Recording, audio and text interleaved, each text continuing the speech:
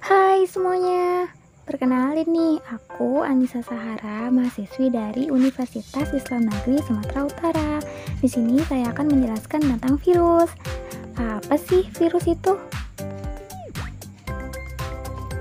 Nah, virus adalah suatu jasad klinik yang berukuran sangat kecil dan hanya dapat dilihat dengan mikroskop elektron yang menginfeksi sel organisme biologis. Virus itu adalah parasit intraseluler obligat yang berukuran antara 20-300 nanometer. Wow, kecil banget ya. Virus ini bersifat obligat, artinya itu adalah virus hanya dapat hidup dalam sel inang dan tidak dapat bertahan di luar sel inang. Virus merupakan parasit mikroskopik, yang artinya adalah tidak bisa dilihat dengan kasat mata. Virus sering menjadi kontroversi, apakah ia termasuk makhluk hidup ataupun bukan. Virus hanya dapat hidup apabila dia dapat menginfeksi atau berparasit pada sel hidup lainnya, seperti parasit pada sel bakteri, tumbuhan, atau bahkan sel manusia. Kenapa seperti itu? Nah, kalau virus berada di luar sel inangnya, virus itu dapat mengkristalkan diri. Nah, saat tubuh virus mengkristal, dia tidak dapat berkembang biak, bahkan dibiakkan di cawan Petri seperti halnya bakteri, dia itu nggak bisa. Namun, saat kristal virus itu bertemu dengan sel hidup yang sesuai, maka virus itu akan hidup kembali. Kenapa seperti itu ya?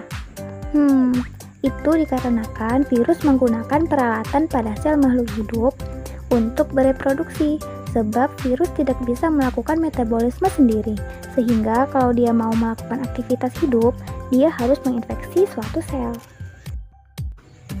Struktur virus.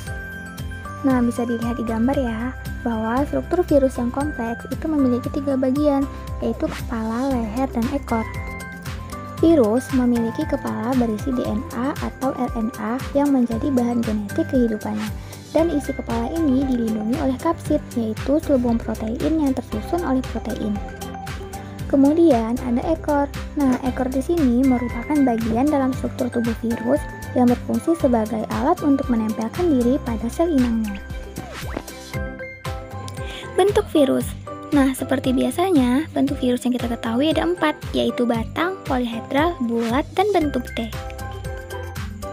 Contoh dari bentuk tubuh batang dimiliki oleh virus tobacco mosaic virus.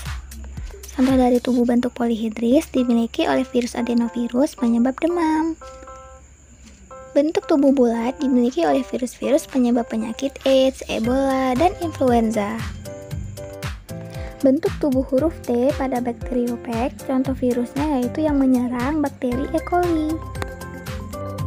Ciri-ciri virus.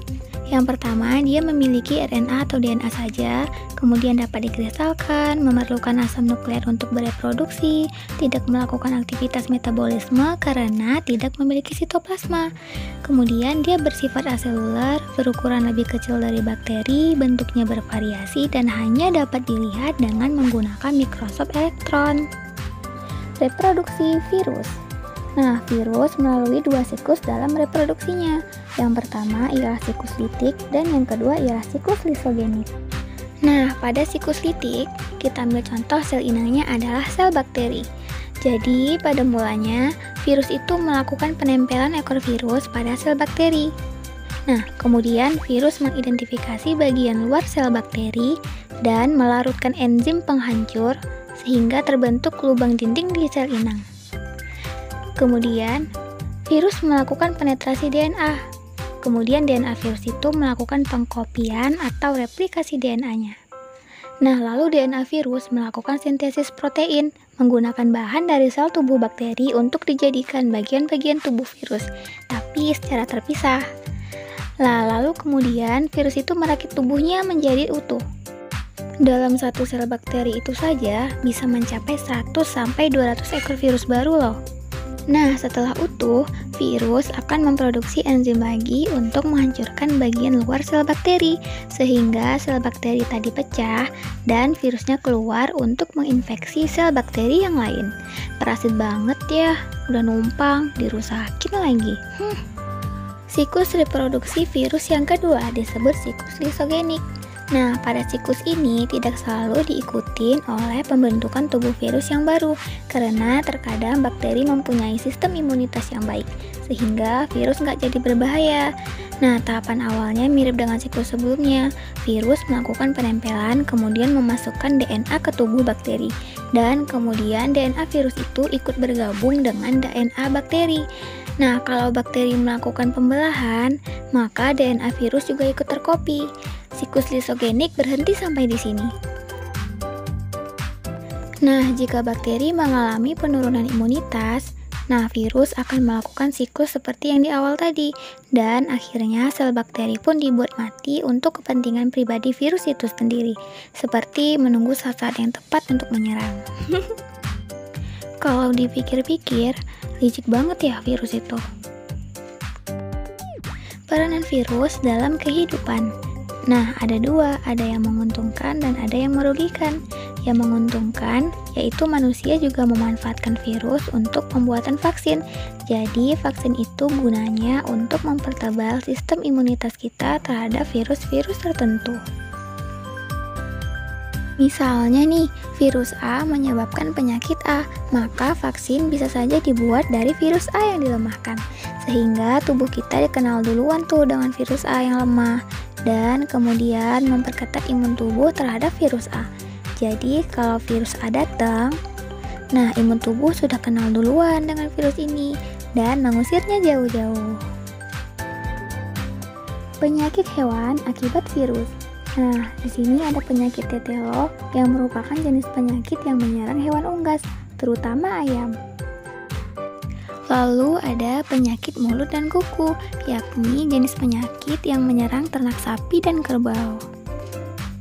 Lalu ada penyakit rabies, yang merupakan penyakit yang menyerang hewan anjing, kucing, dan monyet yang disebabkan oleh virus rabies. Penyakit tumbuhan akibat virus. Nah, ada penyakit mozaik, yakni jenis penyakit yang menyerang tanaman tembakau. Kemudian ada penyakit tungro, yakni sejenis penyakit yang menyerang tanaman padi. Kemudian ada penyakit degenerasi pembuluh tapis pada jeruk. Penyebabnya adalah virus Citrus vine pollen degeneration.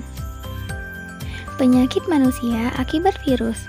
Banyak loh, diantaranya ada influenza, cacar, AIDS, herpes, kanker leher rahim, dan lain-lain. Ya, seperti sekarang, virus corona contohnya. Ya begitulah. Ya udah deh, mungkin sekian aja dulu dari Ara. Jangan lupa like, komen, dan subscribe. Jangan lupa loncengnya dibunyiin loh. Oke, oh iya, jangan lupa komen juga ya. Oke, see you next time. Bye-bye. Tunggu next vlog Ara selanjutnya ya.